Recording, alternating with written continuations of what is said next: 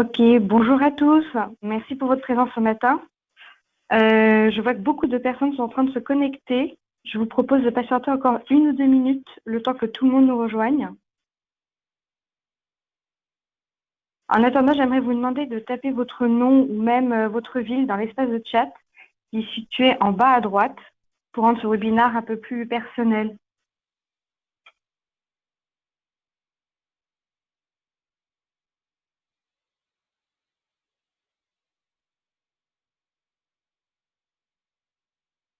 Alors, on a Isabelle de Toulouse qui est connectée. Ok, Benoît qui est à La Défense. Ok, je vous laisse indiquer votre prénom, votre ville. Et on patiente encore 2 petites minutes le temps que tout le monde se connecte.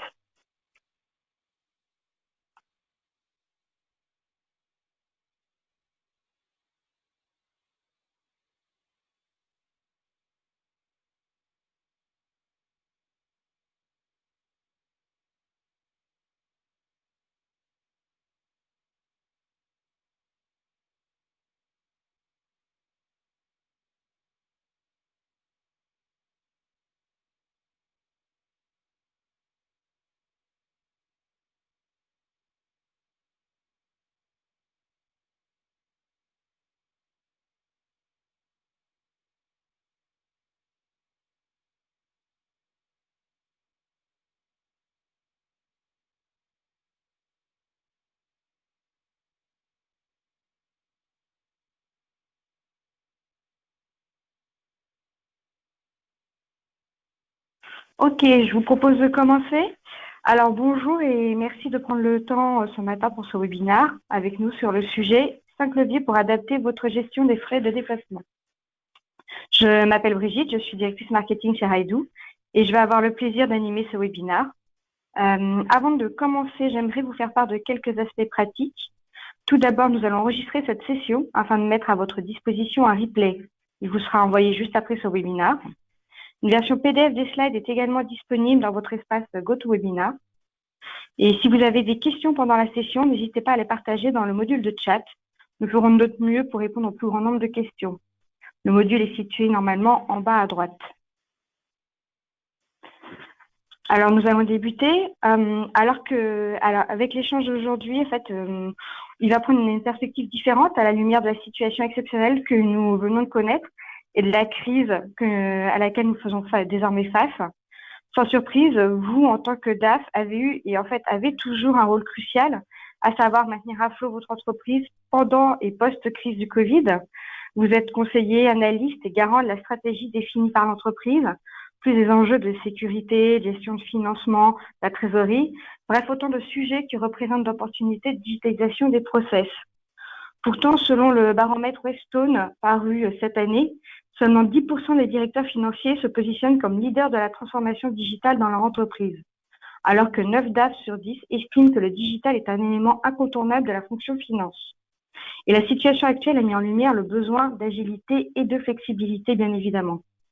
En effet, cette crise a également eu des conséquences sur un sujet qui peut rapidement être source de crispation, à savoir les frais professionnels, notamment pour les collaborateurs avec des notes de frais qui sont restées bloquées au bureau, des départements comptables à distance, de nouveaux types de frais non répertoriés dans la politique de dépenses, et bien sûr, cela soulève nombre de questions. Comment adapter votre politique de dépenses pour prendre en compte ces nouveaux types de frais? Quel levier actionner pour une gestion des notes de frais souple et adaptable selon les contextes? Comment libérer vos collaborateurs des tâches sans valeur ajoutée par le biais de la digitalisation et de la simplification des processus? Alors aujourd'hui, j'ai le plaisir d'avoir avec moi Kathleen Stillman et Ilan Bitton. Je suis ravie de vous accueillir tous les deux car vous avez des retours d'expérience très intéressants à nous partager sur la gestion des notes de frais. Mais je vais d'abord vous laisser vous présenter et nous en dire un peu plus sur votre parcours et expérience. On commence avec toi, Kathleen. Oui, Roxane. Bonjour à tous, très heureuse d'animer ce webinaire sur les 5 leviers d'optimisation de la gestion des notes de frais. Alors moi, je suis experte Business and Tools au sein du cabinet Axis Odyssée. voilà, qui est un cabinet d'expertise sur la gestion des déplacements et des notes de frais. Et nous accompagnons les entreprises dans tous leurs projets de transformation liés à cette thématique-là. Donc, ça peut être très large. On est entre la mise en place d'outils, refonte de politique voyage, voilà, tout ce genre de projet. Merci. Bonjour à tous, bonjour Brigitte, bonjour Kathleen. C'est un plaisir d'être parmi vous aujourd'hui. Donc moi, Ilan Biton, je suis donc account exécutif chez Rydoo. J'accompagne nos clients, donc principalement grands comptes, dans leur réflexion sur la digitalisation de processus financiers. Donc Rydoo est une solution de gestion des notes de frais et des voyages d'affaires, et nous faisons partie des leaders sur le marché européen aujourd'hui. Merci Ilan, merci à tous les deux. Alors avant de rentrer dans le cœur de notre sujet, je vous rappelle que vous avez un chat à votre disposition via l'interface pour nous partager vos questions. N'hésitez pas à le faire, cela rendra cette session encore plus interactive. Alors Ilan, beaucoup a été dit sur la digitalisation des notes de frais et des justificatifs, avec au final des informations contradictoires. Qu'en est-il exactement ? Alors effectivement, ça fait un bon moment qu'on entend parler de la dématérialisation des justificatifs, mais je crois que les entreprises sont encore un petit peu frileuses et se lancent parfois que partiellement sur le sujet pour plusieurs raisons. La première, c'est que donc c'est un sujet qui est encore très réglementé et encadré par la loi. C'est également souvent imbriqué dans des projets un peu plus globaux de dématérialisation des factures. Et finalement, c'est vraiment par rapport aux outils. Aujourd'hui, tous les outils ne sont pas au même stade d'avancement sur le marché. Ensuite, suite à la crise et aux difficultés qui ont été rencontrées, donc notamment par les collaborateurs, mais aussi par les comptables, et surtout si le télétravail tente à se généraliser, je pense qu'il faut aller vraiment vite parce que c'est assez difficile d'imaginer une situation finalement où les collaborateurs, par exemple, devraient aller à la poste pour poster leur justificatif et en plus devoir supporter ce coût. Autre point, c'est par rapport à l'URSSAF. Et je pense que c'est une bonne opportunité pour les entreprises aujourd'hui. L'URSSAF a un petit peu assoupli les règles pendant la crise du Covid. Donc oui, c'est possible pour répondre à la question, Brigitte, mais il faut bien entendu avoir un process dit propre pour que finalement l'administration fiscale puisse en confirmer l'authenticité. Et donc, je pense que pour ça, bien entendu, le plus simple, c'est d'adopter une solution technologique de gestion des notes de frais qui permet finalement d'enlever ce poids pour les employeurs. D'accord. Et toi, Kathleen, est-ce que ce sujet suscite encore beaucoup de questions ou d'appréhension parmi tes interlocuteurs chez les clients d'Axis ? Oui, tout à fait, je confirme ce que disait Ilan, c'est que les entreprises demeurent un petit peu frileuses, hein. C'est une envie réellement puisque ça fait gagner énormément de temps aux collaborateurs et aussi à toute la gestion financière de l'entreprise. Mais lorsque on veut se lancer sur le sujet, il y a beaucoup du coup d'interlocuteurs qui interviennent et quelque part, voilà, elles restent frileuses de uniquement en fait s'axer sur ce type de projet sans revoir la digitalisation des factures de manière générale, alors que c'est quelque chose qui peut être assez rapidement mis en place et avec des quick wins réellement rapides. D'accord. Et justement, Kathleen, quand on parle de la digitalisation des notes de frais, souvent on appréhende ce sujet de façon partielle. L'automatisation porte sur un nombre limité de points. On doit encore intervenir de façon manuelle pour compléter tout le processus. Alors, peut-on vraiment tout digitaliser ? Alors, c'est une bonne question. En fait, quand on se lance sur le sujet de la digitalisation du process, ce qui est assez criant, c'est qu'en fait, il y a une très grande différence entre ce qui est perçu de l'automatisation d'un processus et la réalité. Si on prend le cas typiquement d'une entreprise qui aura digitalisé, qui aura mis en place un outil pour permettre de remplir et de soumettre ses notes de frais et de les envoyer en validation, donc on a quelque part la partie la plus visible qui est couverte, mais en fait, il y a toute une partie amont et aval qui représentent en fait l'intégralité du processus qui ne sont pas couvertes. On peut prendre typiquement tout ce qui va être la gestion des profils, donc cette automatisation directement vers l'outil, et toute la partie aval qui va être encore, on en parlait tout à l'heure, l'envoi des justificatifs papier, la vérification ligne à ligne de la part de la comptabilité des notes de frais. et ensuite l'intégration au niveau de l'ERP. Donc en fait, OK, on aura couvert une partie du processus, mais l'idée, en fait, elle est réellement de prendre de la hauteur et de visualiser chaque étape du processus et quelque part de la couvrir dans son intégralité. Et si ces parties en fait ne sont pas automatisées, côté entreprise, on va conserver certaines tâches qui sont assez chronophages, lourdes, et puis dans un contexte où on est sur la distanciation, le fait d'être en télétravail, etc. C'est un réel casse-tête, que ce soit côté collaborateur ou que ce soit côté entreprise. On en parlait tout à l'heure, un exemple très concret, l'envoi du justificatif papier, effectivement, sans courrier interne. Dans ce cadre-là, les collaborateurs se retrouvent un petit peu face à eux-mêmes, à devoir aller les gérer, aller à la poste, etc. Donc, il y a quand même énormément de lourdeur sur certains aspects du process qui peuvent effectivement être allégés de par l'automatisation. Donc, l'idée, en fait, quand on parle de l'automatisation du process, c'est réellement de la couvrir dans son intégralité, qui permettra par la suite justement d'alléger ces tâches chronophages et que les parties prenantes de ce processus aient davantage de temps qui pourra être alloué de manière différente. Et sur des tâches qui sont à plus grande valeur ajoutée, comme par exemple du suivi budgétaire, du reporting, etc. D'accord, merci. Et alors, justement, Ilan, suite à une étude que nous avons menée chez Rydoo sur les frais professionnels de nos clients, nous avons comparé les périodes pré-Covid et Covid et nous avons noté des différences singulières. En fait, les dépenses relatives aux logiciels de communication à distance, type Zoom ou Slack, ont enregistré une hausse de plus de 150% pendant le confinement. On parle ici de marchands ou de dépenses généralement non répertoriées dans la politique de dépenses de l'entreprise. Comment gère-t-on cela en temps de crise? Ouais, c'est une bonne question et ça revient un petit peu à ce que disait Kathleen juste avant. Donc, c'est sûr, je pense qu'il y a eu une période d'adaptation qui a été assez compliquée. On a dû se confiner, ensuite on a dû télétravailler. Personne n'a vraiment eu le temps de s'adapter finalement.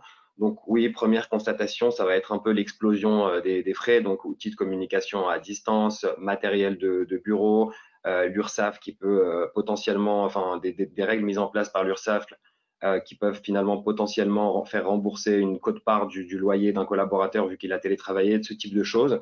Mais je pense que là, ce qui est intéressant, c'est vraiment de penser aux conséquences négatives finalement que ce que ça a eu sur l'entreprise et sur les collaborateurs. Du coup, pour les entreprises, c'est vraiment donc l'explosion finalement de nouvelles catégories de frais qui vont se retrouver dans une catégorie un peu fourre-tout qu'on va appeler autres ou divers.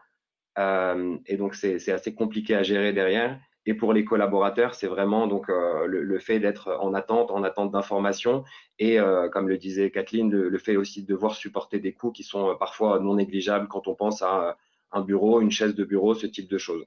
Donc je pense que attendre, c'est plus une solution. Crise ou non, il faut être donc en mesure de s'adapter et avoir un processus qui soit permanent. Il faut aussi, donc côté employeur, il faut pouvoir assurer une politique de dépenses qui soit modifiable, évolutive et applicable instantanément. Ça devient aussi un outil de communication avec les collaborateurs. Et finalement, ça va permettre donc aux entreprises de garder cette vision très informée, cette notion de vue en temps réel sur les dépenses des collaborateurs. Et pour les collaborateurs, bien sûr, c'est l'assurance de se faire rembourser rapidement, de rester informé de ce qu'on peut ou ne peut pas faire. D'accord. Alors justement, c'est une transition parfaite pour une question que nous avions qui porte justement sur la politique TNI, Travel and Expense. À savoir, on s'interrogeait et on voulait vous demander à quelle fréquence mettez-vous votre politique de dépenses à jour. Alors vous allez avoir un petit onglet pour participer en fait à ce sondage. Il vous suffit tout simplement de voter. Et nous allons pouvoir voir les résultats s'afficher en direct. OK.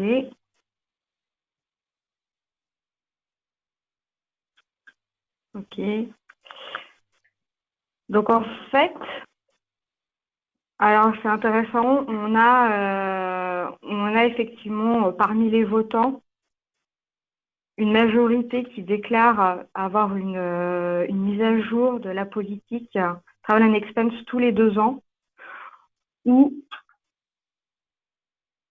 tous les ans également. En fait, c'est assez partagé entre les participants. Toi, Kathleen, est-ce que ce résultat t'étonne, à savoir une mise à jour de la politique Travel and Expense, soit tous les 2 ans, soit tous les ans? Alors non, c'est pas réellement une surprise pour la bonne raison que c'est aussi le contexte du voyage et des notes de frais, c'est un contexte qui est très mouvant, que ce soit sur les législations locales, on l'a bien vu, hein, dans le cas d'une crise, hop, il faut changer certaines choses.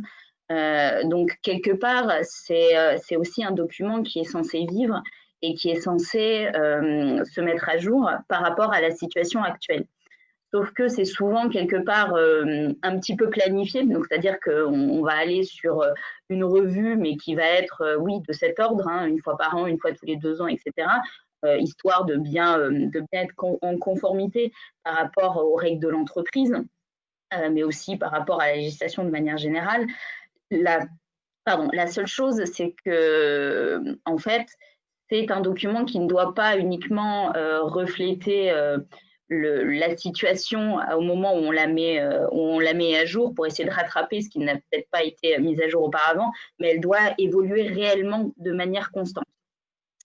Ce qui est un véritable problème quelque part parce que quand on prend de très grosses structures, la politique voyage et notes de frais est quelque chose qui déchaîne énormément les passions.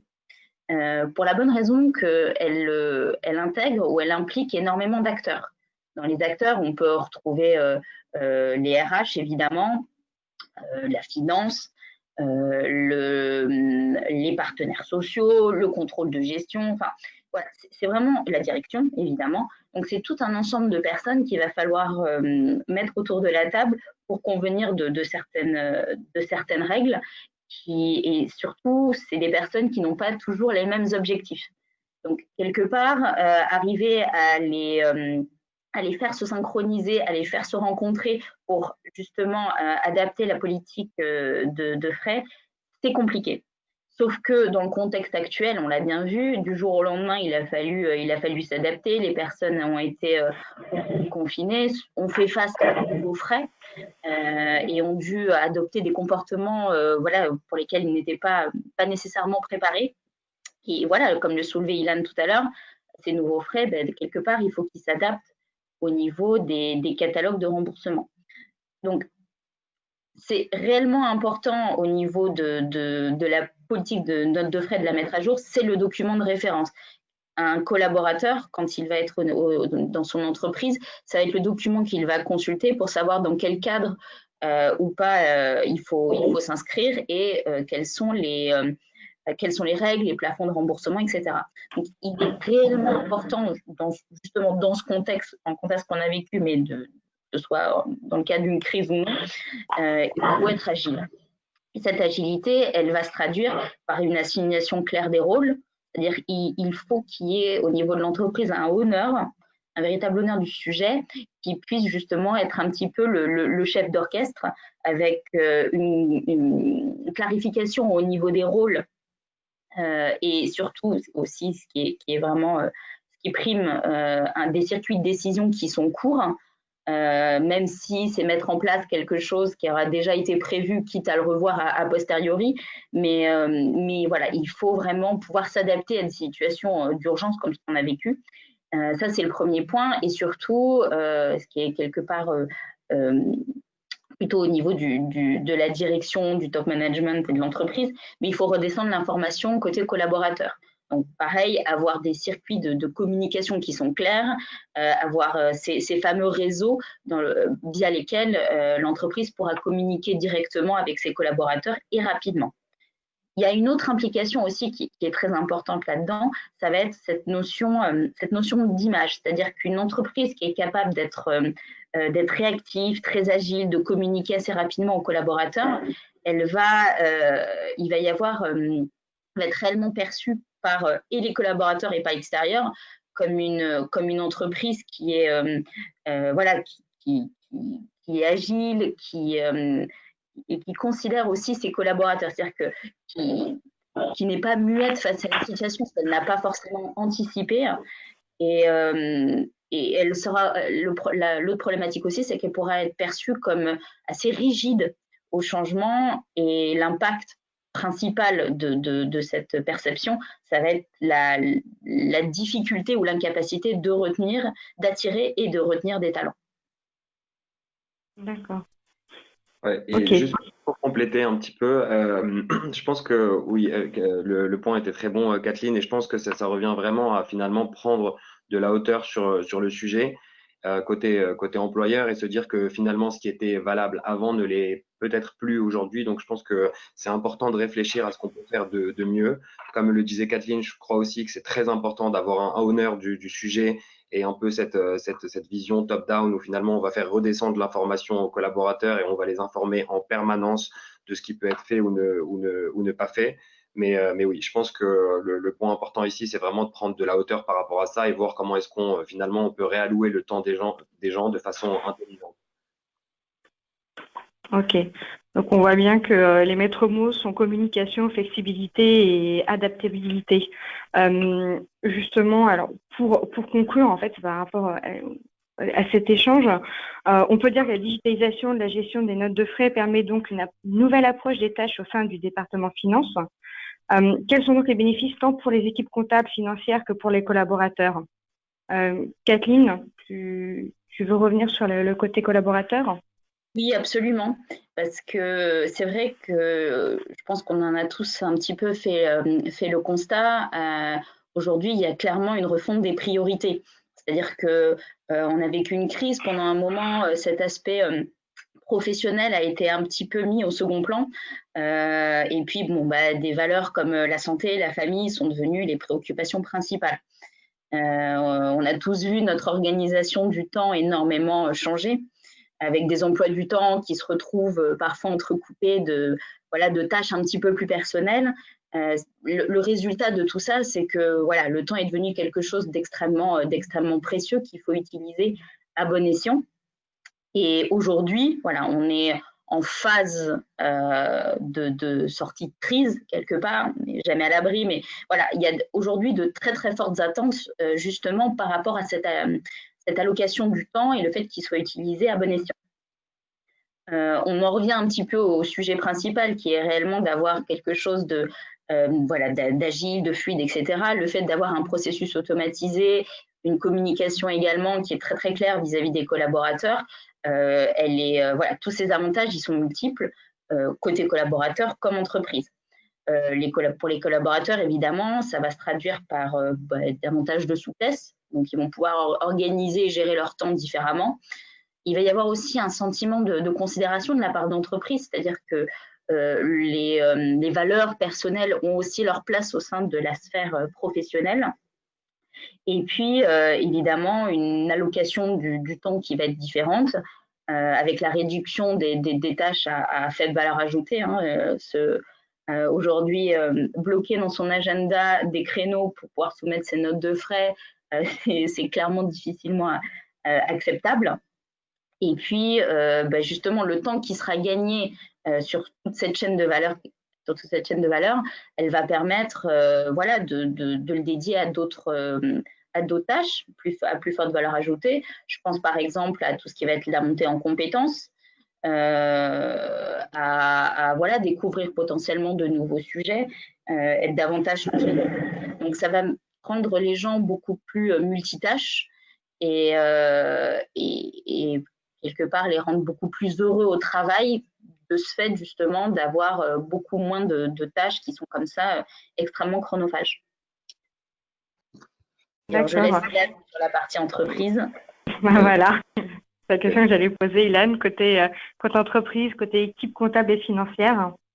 Ouais, donc pour moi, côté entreprise et pour la finance principalement, c'est vraiment l'opportunité de transformer un processus lourd en levier de performance. Donc, quand on pense aux équipes financières, aux directeurs financiers, donc comme je le disais tout à l'heure en début de webinaire, c'est vraiment le fait de pouvoir avoir une vue en temps réel sur les dépenses des collaborateurs. Ça permet de mieux piloter l'activité tous les jours et en même temps, on offre une politique claire et accessible à tous aux collaborateurs. Ensuite, donc des bénéfices vraiment directs et des résultats attendus assez rapidement, ça va être la réduction des erreurs dans les rapports de notes de frais. Ça va être offrir plus de temps aux collaborateurs, les rendre plus productifs. Comme le disait Kathleen, bloquer 30 minutes pour faire ses notes de frais, ça paraît complètement dingue aujourd'hui, mais on le vend encore beaucoup. Et finalement aussi, je pense que pour les entreprises, c'est aussi l'opportunité de réfléchir à des processus de validation plus intelligents. On peut penser à plein de choses ici. Donc, pareil, ça peut être la vérification non systématique sur certains types de dépenses ou éventuellement axer le contrôle des dépenses sur des cas particuliers. Donc, par exemple, ça peut être sur des dépenses qui dépassent un certain montant ou sur une population dite à risque, donc de type nouveaux entrants, stagiaires. Et on peut tout à fait imaginer des contrôles moins axés en fonction de la seniorité des collaborateurs. Donc, il y a plein de choses auxquelles on peut réfléchir et c'est aussi ce qu'on fait, donc Kathleen et moi avec nos clients. Mais oui, clairement, je pense que la conclusion, c'est réoffrir du temps aux gens et réallouer le temps intelligemment finalement. D'accord, qui vient compléter parfaitement ce que Kathleen a présenté côté employé. Il nous reste quelques minutes parce que ce webinaire touche bientôt à sa fin. Je vous propose de répondre à quelques questions qui nous ont été posées via le chat. Alors, j'en ai sélectionné une. On a Anthony qui soulève un point intéressant en fait sur les délais de remboursement. Est-ce qu'il y a un délai maximal pour l'entreprise à respecter? Alors, je ne sais pas, Kathleen, Ilan, lequel de vous deux souhaite répondre? Alors, je pense que Kathleen, je te laisse compléter si c'est pas, je vais commencer. Mais du coup, oui, je pense que donc c'est d'abord, premièrement, c'est à l'entreprise de définir les délais. Je pense que la loi, les délais qui sont fixés par la loi, il me semble que c'est 5 ans. Je pense que c'est à vérifier, mais c'est une information que j'avais lue. Ça me paraît bien entendu énorme, mais généralement, ce qu'on voit très souvent chez nos clients, c'est que donc on rembourse à la fin du mois, ou en tout cas sous 30 jours. D'accord. Et bon. Oui, alors après il y a le cadre légal très clairement, c'est aussi très lourd en termes de comptabilité de devoir gérer des remboursements qui à aussi long terme. Donc réellement l'objectif c'est d'avoir un remboursement qui est le plus rapide possible. Parce que au-delà effectivement de la lourdeur côté comptabilité, ça peut générer énormément de frustration de la part des collaborateurs qui avancent les frais. Voilà, il n'y a pas forcément de programme de carte corporate mis en place, etc. Donc aussi en termes de vision de l'entreprise, en termes d'éthique, etc., l'objectif n'est réellement pas d'avoir des processus de remboursement qui sont extrêmement allongés. Après, ça, c'est, on va dire, la théorie. Il y a la réalité aussi. On a fait face à une crise, etc. Tous les problèmes logistiques dont on a pu discuter tout au long de ce webinaire, voilà, ils sont réels. L'impact est là, qui n'est pas nécessairement de la volonté de l'entreprise. Donc, l'idée, effectivement, c'est avec un retour à la normale, c'est d'avoir des délais de remboursement qui sont acceptables. Après aussi, côté collaborateur, en respectant les règles de soumission des notes de frais au retour. En tout cas, le plus rapidement possible, justement aussi pour toutes les raisons qu'on a évoquées. D'accord. Et alors, là, justement, par rapport aux différents éléments que vous nous avez partagés, j'ai une question, c'est, à votre avis, quelles vont être pour vous les priorités des entreprises à l'issue de la crise? Alors, sans avoir de boule de cristal, ce qui est sûr, c'est qu'au-delà de l'aspect sanitaire, c'est réellement une crise financière qui s'est déroulée sous nos yeux. Côté entreprise, il va y avoir différents chantiers. Clairement, la recherche d'économie va être la principale préoccupation des entreprises. Voilà, il y a différents leviers à actionner. On l'a vu, l'accélération de la digitalisation. donc le lancement de projets dont l'idée effectivement est d'avoir davantage d'automatisation.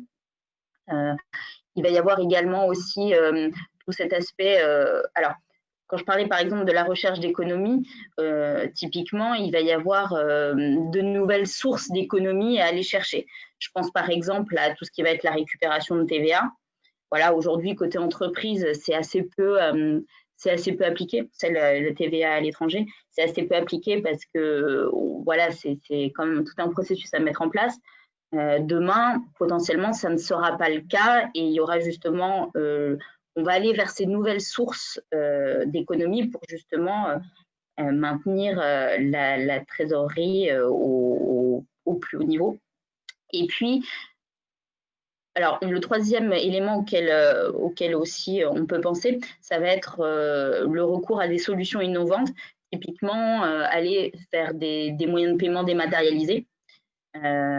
Qui a plusieurs atouts, que ce soit côté collaborateur, que ce soit côté entreprise avec le suivi budgétaire, et puis aussi pour s'assurer d'avoir mis en place toutes les mesures justement par rapport à ce contexte sanitaire. Voilà, donc on a vraiment, on va dire, ces trois leviers qui va être accélération de la digitalisation, c'est le recours à ces solutions innovantes, et puis la recherche la recherche d'économie par de nouvelles, par justement ces nouveaux projets, ces nouvelles sources d'économie, ou également durcir potentiellement certaines règles liées à la politique de remboursement.